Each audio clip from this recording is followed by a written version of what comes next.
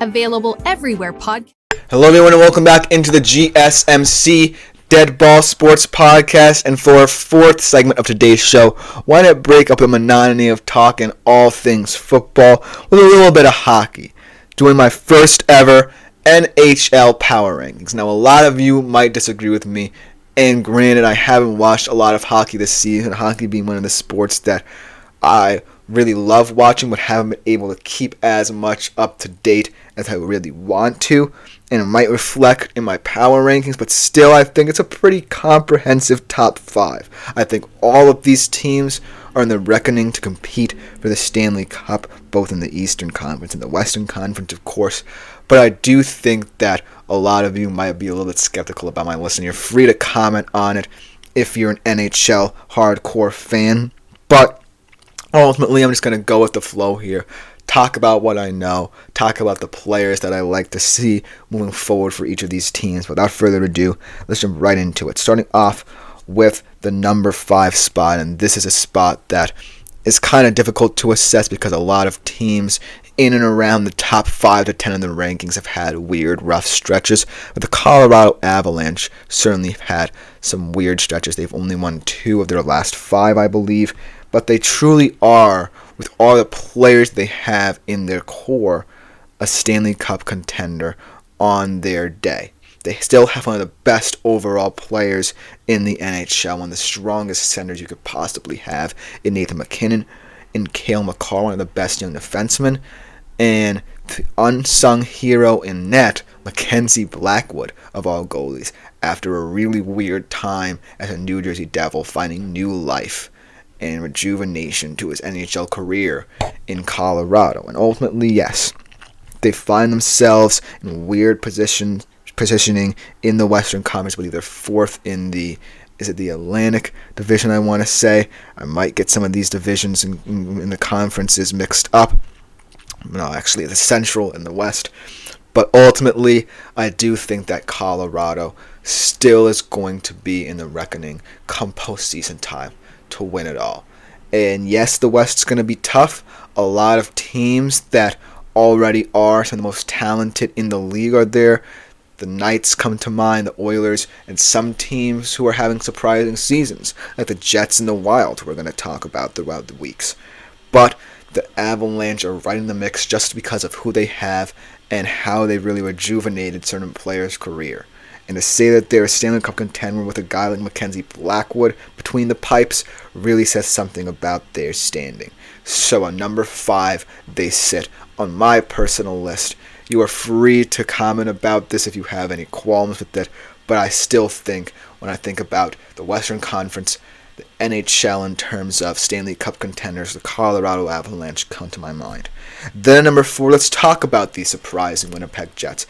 And I think staff member here, GSMC, our good article writer and buddy Matt, put it best about this Winnipeg Jets team.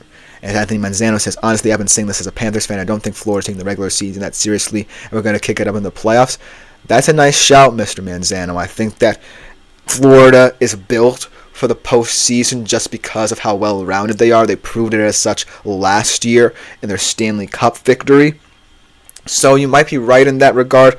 I haven't necessarily checked the standing as much in terms of teams that are fighting for playoff positioning. They currently are 2nd, though, in the Atlantic.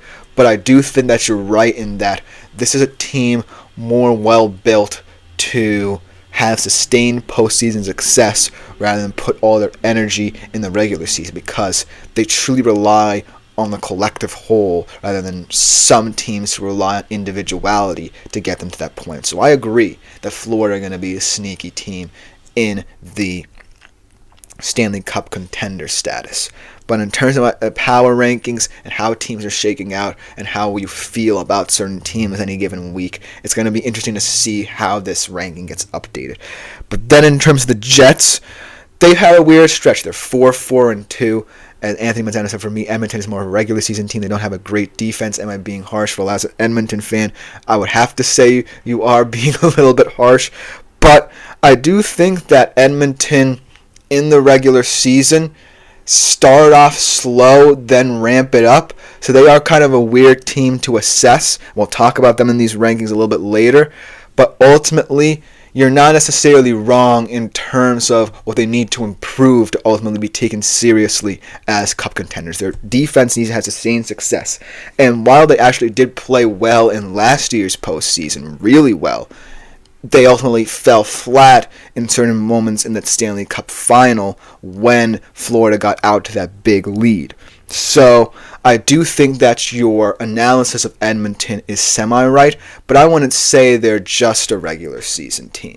They have proven in moments they can get down nitty-gritty in a playoff series and really take it to certain teams, but I really want to see, like you said, this defense shore up a little bit more come postseason time, because I know what they're capable of doing.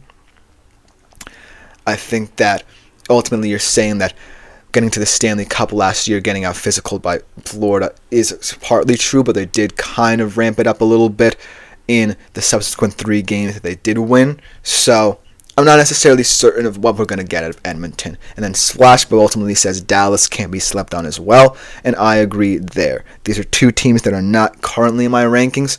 I feel like, they are a team that when they get to the postseason, a lot of questions are asked about them, and I think this year they can answer them. Very talented team at all 3 levels of the ice. So I'm excited to talk about them a bit more. And while I do think that you guys are ultimately talking bad about the Oilers, you can't necessarily sleep on them. But let's talk about these Winnipeg Jets, because I feel like I can't let them go under the radar any longer here. I feel like Winnipeg, in the words of Matt, who is our article writer here at GSMC, are the San Antonio Spurs, the Greg Popovich era of the NHL. They quietly go about their business, and at the end of the day, you're going to have to reckon for them in the postseason if you're a Western Conference team. They had a rough stretch, like I said. They're 4-4-2 in these last couple of games, but as long as Connor Hellebuck is playing well between the pipes, one of the fastest goalies ever to 300 wins, I feel like they have a chance. As Anthony has a question about the Stanley Cup last year, did you agree that Leon got away with a cheap shot on Barkov, and just because Alexander was in the Panthers, they treated him differently? I don't necessarily think that hit really got as much attention, because I feel like it happened in a weird moment. If I remember correctly, it was one of the games that Florida did end up losing. But I do think that, Edmonton didn't necessarily play dirty all the time, right? They ultimately realized that they were going to have to play a different way to stay in that Stanley Cup, but really I feel like it was more about how Knoblauch adjusted the lines rather than any one big moment really altering the status of the Stanley Cup. I still thought that the Panthers were going to win, even though they came back, just because they were the more well-rounded, better team. But I do think that you have to account for Chris Knoblauch's decision-making at that point in the series. And I do think that hit gets treated a little bit differently, but I don't necessarily think it will impact. But we are losing a little bit of track here. I have to quickly go through these top 3, talking about the Oilers. The Oilers right now in a weird spot. McDavid's awaiting the suspension. Speaking of physical play from them, they've had a rough couple of games. But ultimately, I think that when you have the line of Draisaitl, Hyman, Connor McDavid firing on all cylinders that they have been in the past couple of weeks, I do think that they can get going. They just need to trust the core they have potentially outside of McDavid and Draisaitl to really get them to the highest heights. And then ultimately, we can truly say that they are the ultimate Stanley Cup contender. But right now, I can't see it. And then number 2, Vegas, and I promise we'll get to your comments. I just want to quickly get to all the teams in my rankings, Anthony, before we head to break. Golden Knights, obviously, they're also in a weird stretch of time. I believe they're currently on a 5-game losing streak.